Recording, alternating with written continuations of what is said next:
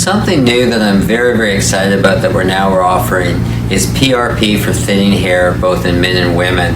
This is something that really affects a lot of people, and people are extremely self-conscious about it. There's very, very good medical evidence now that injecting PRP, which is plasma that is concentrated with your platelets into your scalp, will stimulate your own hair growth. You have to have some hair, so you can't have a completely bald hair, but if you have thinning hair anywhere along your scalp, this should be helpful.